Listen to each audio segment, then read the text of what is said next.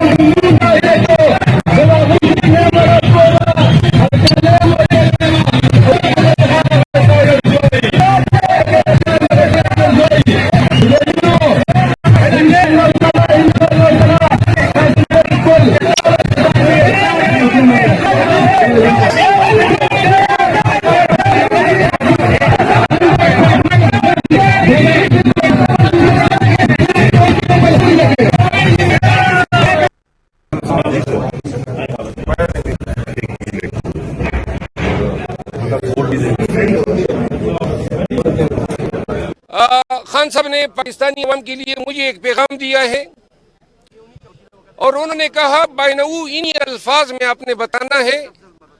उसने कहा, हमने उनको बताया कि इस तरह कौम निकली है, सड़कों पे है, आपकी गिरफ्तारी की मजम्मत हो रही है। तो उसने कहा कौम को ये बता दें कि मार्शल लॉ लगे या आसिम लॉ लगे। कर्नाटक असेंबली इंतखाबात में वोटिंग का अमल पूरा हो चुका है। वहां 224 सीटों से 2614 उम्मीदवार मैदान में उतरे हैं। कर्नाटका के सभी अजला में पोलिंग स्टेशन पर सुबह से ही बड़ी तादाद में लोग अपना वोट डालने पहुंच चुके थे। शाम 5 बजे तक 65.69% वोट पड़ चुके थे। कर्नाटका में वोटिंग के दौरान 3 जगहों पर पुरतशद्दुद वाकयात पेश आए। पुलिस ने बताया कि विजयपुरा जिले के बासवाना बागेवाड़ी ताल्लुक में लोगों ने कुछ ईवीएम और वीवीपीएटी मशीनों को तोड़ डाला। उन्होंने पोलिंग ओहदेदारों की गाड़ियों को भी नुकसान पहुंचाया। वहां अफवाह उड़ी थी कि ओहदेदार मशीनें बदलकर वोटिंग में गड़बड़ी कर रहे हैं। दूसरा वाकया पद्मनाभ असेंबली कॉन्स्टिट्यूएंसी के पपैया गार्डन पोलिंग बूथ पर पेश आया, जहां कुछ नौजवानों ने लाठियां लेकर अपने मुखालिफिन पर हमला कर दिया। इस हमले में वोट डालने आई कुछ खवातीन भी जख्मी हुई।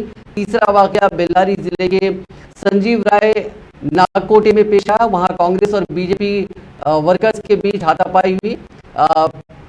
ये मजमूई तौर पर पोलिंग पीसफुल रही।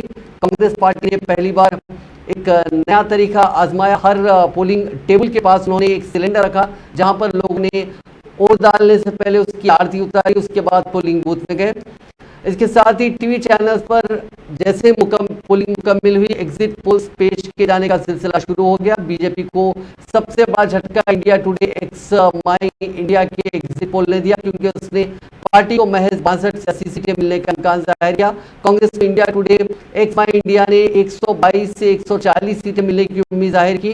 वैसे तो कई इदारों के जरिए एग्जिट पोल जारी किए गए हैं। अगर 10 एग्जिट पोल पर नजर डालें तो उनमें से 5 ने कांग्रेस को मुकम्मल अक्सरियत हासिल करता हुआ दिखाया। दीगर 4 ने कांग्रेस को अक्सरियत से दूर लेकिन सबसे बड़ी पार्टी होने की उम्मीद जाहिर की। सिर्फ एक एग्जिट पोल ने बीजेपी को अक्सरियत हासिल करते हुए जाहिर किया। जन की बात ने बीजेपी को 94 से 117 सीटें और कांग्रेस को 91 से 106 सीटें मिलने की उम्मीद जाहिर की।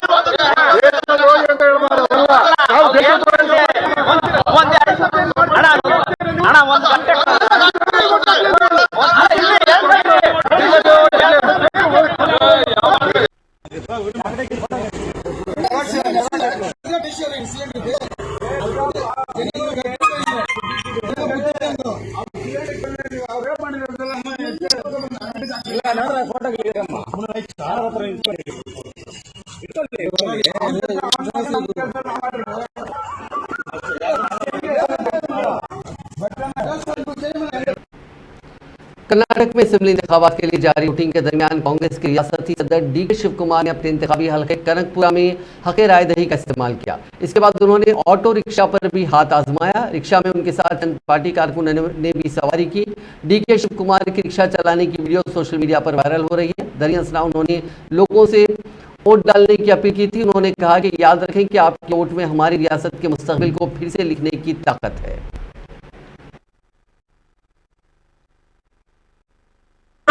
जब आप वोट करने जाए तो जरा घर में जो गैस सिलेंडर है ना, उसको जरा नमस्कार करके जाइए। गैस सिलेंडर छीन लिए इन लोगों ने और गैस जिस प्रकार से महंगा कर दिया है, तो जब आप वोट करने जाए। कांग्रेस के कौमी सदर मल्लिकार्जुन खड़गे ने भी अपने अहलिया के साथ आज कर्नाटक असेंबली इंतखाबात के लिए अपने हक़े राय दही का इस्तेमाल किया। उसके बाद मीडिया से बात की।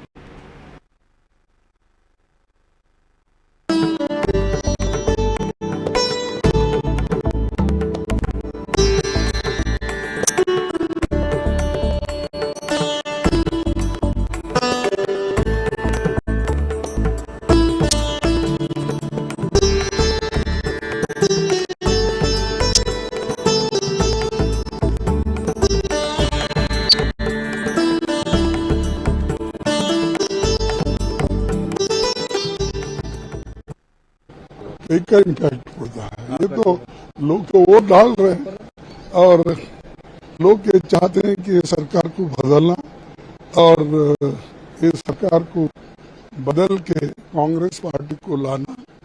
और लोग तंग और तबाह हो गए हैं कि वो चाहते हैं कि डेवलपमेंट करने वाले और करप्शन को निकालने वाले हुकूमत में अगर आए तो उसका बहुत बड़ा इम्पैक्ट राज्य में पड़ता है और डेवलपमेंट भी होता है। इसलिए लोग चाहते हैं कि कांग्रेस पार्टी आए और हमको सभी जो रिपोर्ट मिल रहे हैं अच्छा तरीके से चुनाव चल रहा है और कांग्रेस पार्टी थम्पिंग मेजोरिटी से चुनाव जीतेगी। सर, अभी जो 5 गारंटी के बारे में आप बताए थे और आप बोला कि सरकार कांग्रेस बनाए हुए तो फर्स्ट कैबिनेट में सभी अप्रूव करेंगे, उसके बारे में क्या बोलेंगे? ये तो पहले ही बोले हम, जब पहले कैबिनेट मीटिंग में पहले ही दिन हम 5 गारंटी अप्रूव करेंगे और अप्रूव करने के लिए मैं पूरा उनको already I told them and they will definitely do it and when we have promised people, हम जब लोगों को कहे हैं डेफिनेटली उसके तहत हम एक्ट करेंगे। कितने सीट आएंगे सर कर्नाटक में आपको कांग्रेस के? ज्यादा से ज्यादा आएंगे, ये मेरी उम्मीद है। जो अब जीतने के लिए तो 113-14 सीट की जरूरत है, लेकिन हम करीब 130-35 के ऊपर। कर्नाटक के साबिक वजीर आला BS येदियुरप्पा ने 4 जुम्मे को दावा किया कि बीजेपी रियासत में मुकम्मल अक्सरियत के साथ हुकूमत बनाएगी, इसलिए हुकूमत बनाने के लिए JDS के साथ इंतखाबात के बाद इत्तेहाद का कोई सवाल ही नहीं है। येदियुरप्पा ने शिकारीपुरा में अपना वोट डालने के बाद मीडिया से ये बात कही। कर्नाटक असेंबली इंतखाबात में हैंग मैंडेट के सवाल पर उन्होंने कहा कि हुकूमत बनाने के लिए JDS के साथ इंतखाबात के बाद इत्तेहाद बनाने का सवाल ही पैदा नहीं होता, क्योंकि बीजेपी को मुकम्मल अक्सरियत मिलने वाली है। कर्नाटक असेंबली इंतखाबात के लिए आज हो रही वोटिंग के बीच वज़ीर-ए-आज़म नरेंद्र मोदी ने राजस्थान से वोटरों को साधने की कोशिश की। उन्होंने कांग्रेस पर भी निशाना साधते हुए कहा कि उन्होंने मोदी को पहचाना नहीं है, क्योंकि मोदी है हिंदुस्तान के लोगों को बचाने के लिए, हम किसी भी हद को पार कर सकते हैं। वज़ीर-ए-आज़म मोदी ने कांग्रेस पर हमला बोलते हुए कहा कि राजस्थान से कुछ लोग कर्नाटका गए थे, वो वहाँ हक्की पिक्की तबके के तौर में पहचाने जाते हैं। ये तबका सूडान में जड़ी बूटी बेचने का काम करता है। वहाँ सिविल वॉर में फंसे हुए लोग थे जिन्हें मरकजी हुकूमत ने बचाया है। कांग्रेस की स्वार्थ की राजनीति का परिणाम राजस्थान को भी उठाना पड़ रहा है। आप पिछले 5 वर्षों से राजस्थान में राजनीतिक लड़ाई का भद्दा रूप देख रहे हैं, भद्दा रूप देख रहे हैं। जनता के हित के बजाय यहां कुर्सी लूटने और कुर्सी बचाने का ही खेल चल रहा है। ये कैसी सरकार है जहां मुख्यमंत्री को अपने ही विधायकों पर भरोसा नहीं है। ये कैसी सरकार है जहां विधायकों को अपने सीएम पर भी भरोसा नहीं है। सरकार के भीतर सब एक दूसरे को अपमानित करने की होड़ लगाए बैठे हैं। जब कुर्सी पूरे 5 साल संकट में ही पड़ी रही हो, तो ऐसे में राजस्थान के विकास की किसे परवाह होगी। इसलिए ही आज कांग्रेस शासन में राजस्थान में कानून और व्यवस्था पूरी तरह तबाह हो चुकी है। जिस राजस्थान में गंभीर अपराध सुनने में कम ही आते थे, वहां अब अपराधी बेखौफ होकर घूम रहे हैं और अपने वोट बैंक की गुलामी कर रही कांग्रेस कुछ लोगों के तुष्टीकरण करने के लिए वज़ीर-ए-आज़म नरेंद्र मोदी और राजस्थान के वज़ीर-ए-आला अशोक गहलोत ने एक ही डायस से एक दूसरे पर सियासी तंज कसा। गहलोत ने वज़ीर-ए-आज़म से अपोजिशन का एहतराम करने की बात की तो मोदी ने कांग्रेस के दौरे इख्तिदार में रुके तरक्की के कामों का जिक्र किया। वज़ीर-ए-आज़म ने कहा कि कुछ लोग मुल्क में अच्छा होते हुए देखना ही नहीं चाहते, उन्हें सिर्फ तनाज़ा खड़ा करना अच्छा लगता है। अगर पहले ही मेडिकल कॉलेज बना दिए जाते तो मुल्क में डॉक्टर्स की कमी नहीं होती। वहीं वज़ीर-ए-आला ने मोदी के सामने एक बार फिर ईस्टर्न राजस्थान कैनाल प्रोजेक्ट को पूरा करने की मांग रखी और कहा कि हुकूमत कोई भी हो उसे अपोजिशन का एहतराम करना चाहिए, क्योंकि बिना अपोजिशन के बरसर इख्तिदार कुछ भी नहीं कर सकता। साथ ही उन्होंने ये भी बताया कि राजस्थान में कैसे लोगों को 500 रुपए में गैस सिलेंडर दिया जा रहा है। धीरे धीरे सिलेंडर की कॉस्ट बढ़ती गई, पेट्रोल डीजल के बढ़ने के साथ साथ हमने अभी 500 रुपए में सिलेंडर देने का प्रयास किया, जिससे कि उज्ज्वला योजना के जो लाभार्थी है सिर्फ उन्हीं को दे रहे हम लोग, कम से कम उनको कुछ राहत मिल सके। आप भी दिशा में सोच सकते हैं। धीरे धीरे सिलेंडर की कॉस्ट बढ़ कांग्रेस पार्टी ने कहा कि defence research and development organisation यानी डीआरडीओ के डायरेक्टर और आरएसएस के कारकुन के पाकिस्तान के लिए जासूसी के इल्जाम में गिरफ्तारी से वाज़ेह हो गया है कि आरएसएस मुल्क दुश्मन सरगर्मियों से वाबस्ता एक तंजीम है और उसके लोग सिर्फ मुहिब वतन होने का ढोंग करते हैं। 4 जुम्मे को पार्टी हेडक्वार्टर्स में एक प्रेस कॉन्फ्रेंस में कांग्रेस के तर्जुमान पवन खेड़ा ने कहा कि महाराष्ट्र एटीएस ने गुज़िश्ता हफ्ते डीआरडीओ के इंजीनियरिंग डायरेक्टर प्रदीप करोलकर को पाकिस्तान को हिस्सास मालूमात फराहम करने के इल्जाम में गिरफ्तार किया था। आरएसएस के एक सरगर्म स्वयंसेवक प्रदीप एक खातून के जरिए पाकिस्तान को मालूमात फराहम करते रहे हैं। वो संघ के बड़े लीडर हैं। संस्कार भारती के तंजीमी वजीर रहे हैं। प्रदीप 14 साल से आरएसएस के रुकन हैं। उन्होंने कहा कि प्रदीप की 4 नस्लें आरएसएस से वाबस्ता हैं और उनकी गिरफ्तारी से बीजेपी और आरएसएस का मुल्क दुश्मन चेहरा बेनकाब हो गया। ये हैं डायरेक्टर डीआरडीओ प्रदीप कुरुलकर, इनके कपड़े देख लीजिए और हम मोदी जी से भी पूछना चाहते हैं क्या इन्हें भी वो कपड़ों से पहचान लेते हैं। ये संघ की वेशभूषा में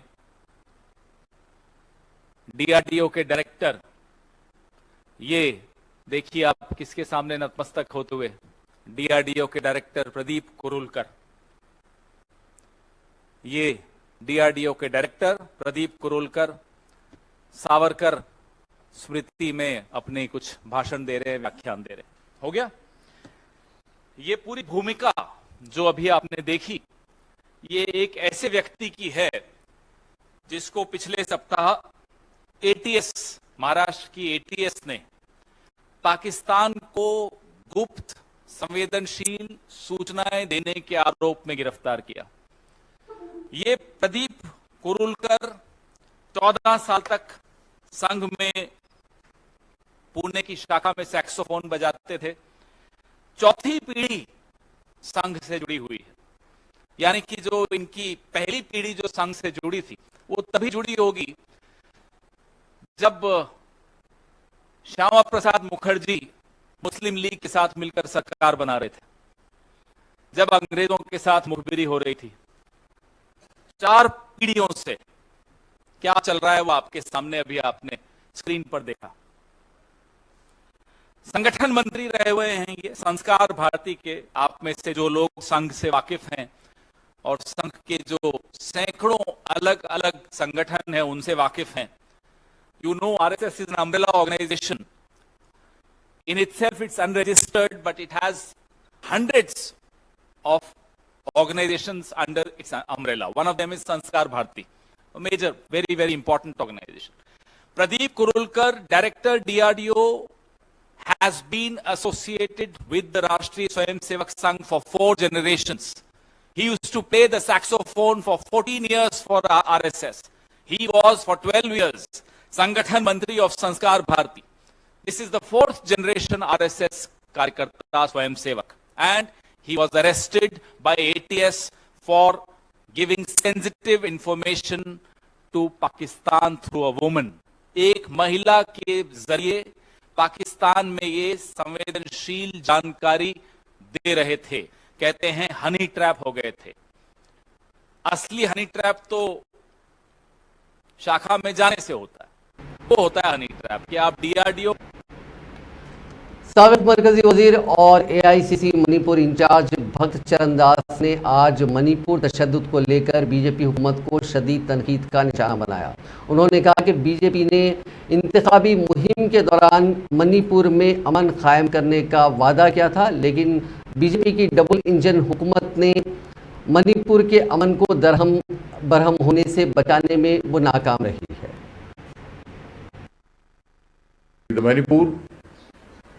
The BJP will be voted, the development will take place, peace will be there.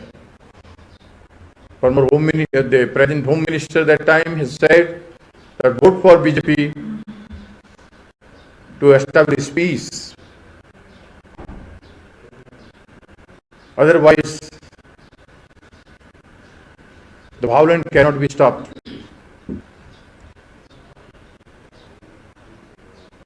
People voted to have peace. Whatever has happened now in Manipur, if this is the sort of peace, then ask why people will vote for. The commitment of the government, party during the election, and the happening now in the broad daylight near the house of Governor, CM, the arsoning took place in Imphal city.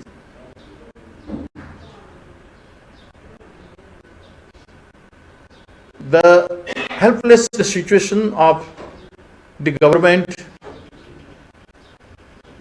is very clear, is exposed. So I will not say much. Still then, humanism is much above the political discussion and deliberation. So let the peace prevail. Nobody is gainer. I don't think the government will be gainer by this. I don't think either the community involved in the process of this incident. Amethi से चाशुमे के रोज Samajwadi party MLA Rakesh Pratap Singh की दबंगाई का video सामने आया। इसमें वो Gauriganj police station के अंदर बीजेपी म्युनिसिपल इलेक्शन के उम्मीदवार रशीम सिंह के शौहर दीपक सिंह को पीट रहे हैं। पुलिस जब तक एमएलए को रोक पाती उन्होंने कई थप्पड़ और घूंसे बरसा दिए। इसके बाद जमीन पर गिराकर भी पीटा।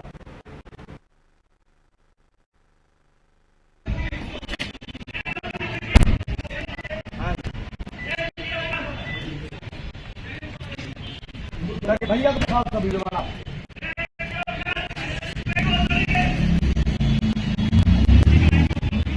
समझ आ बहुत सही है।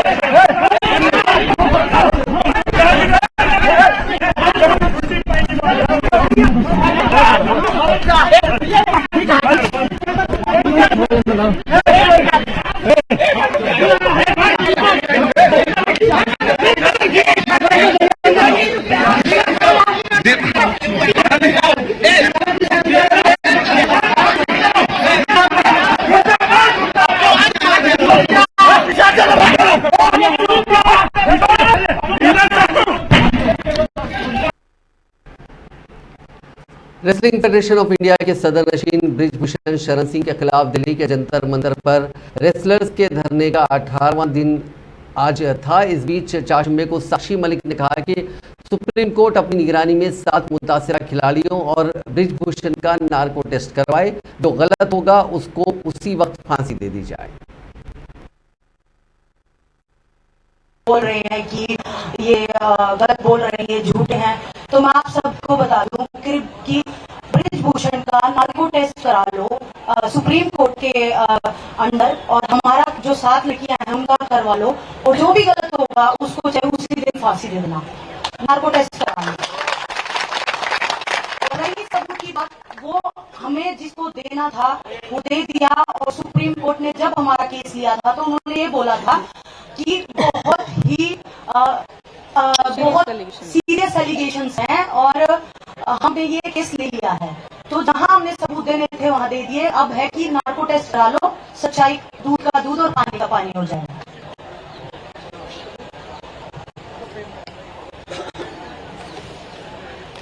टाटा मोटर्स हमें 5 साल से सपोर्ट कर रहे हैं।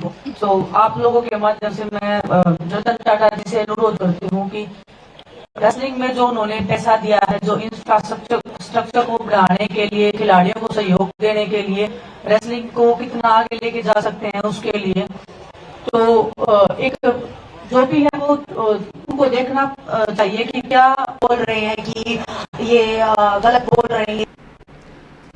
हिंदुस्तान के तिरुचिरापल्ली से सिंगापुर जा रहे इंडिगो की एक फ्लाइट में अचानक कुछ जलने की बू आने की वजह से इमरजेंसी लैंडिंग की जरूरत पड़ गई। इमरजेंसी लैंडिंग बाहिफाजत इंडोनेशिया में कराई गई, लेकिन फ्लाइट में जलने की बू आने के बाद इमरजेंसी लैंडिंग तक मुसाफिरों की धड़कनें तेज थी। किसी तकनीकी खराबी के अंदेशे को देखते हुए पायलट ने इमरजेंसी लैंडिंग का फैसला किया था। हालांकि जांच के बाद तैयारे में कोई खराबी नहीं पाई गई। इसके बावजूद तैयारे को परवाज भरने की इजाजत नहीं दी गई और कहा गया कि वसी जांच के बाद ही परवाज की इजाजत दी जाएगी। रिपोर्ट्स के मुताबिक इंडिगो एयरलाइन की फ्लाइट 6E1007 तिरुचिरापल्ली से सिंगापुर जा रही थी, लेकिन रास्ते में पायलट को तैयारे में कुछ जलने की बू आई थी।